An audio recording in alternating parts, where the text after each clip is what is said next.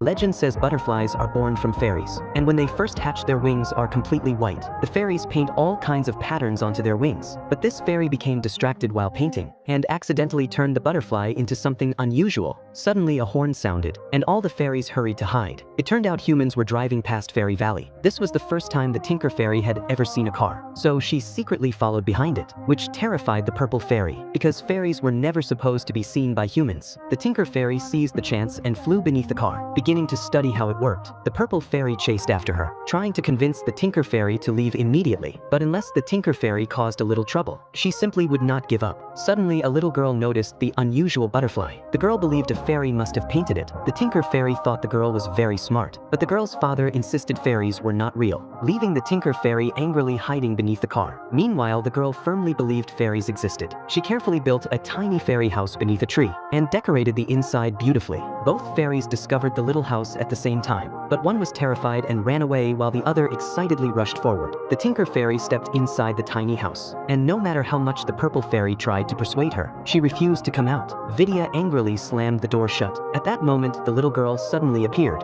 Vidya quickly rushed to open the door, but it became stuck, and would not open no matter what. The Tinker Fairy also sensed something was wrong, and pushed against the door trying to get out. The little girl noticed the house moving, and stared in shock. When the Tinker Fairy turned around, she saw the girl's huge eyes, and it was also the first time the girl had ever seen a fairy. The girl picked up the little house and ran to find her father, who was a professor of entomology. The unusual butterfly had already been captured, and the girl also noticed butterfly specimens hanging all across the wall. Frightened, she hugged the little house tightly, and hurried back to her room. The moment the girl opened the roof, the Tinker Fairy nervously flew out, but a huge fat cat immediately locked onto her.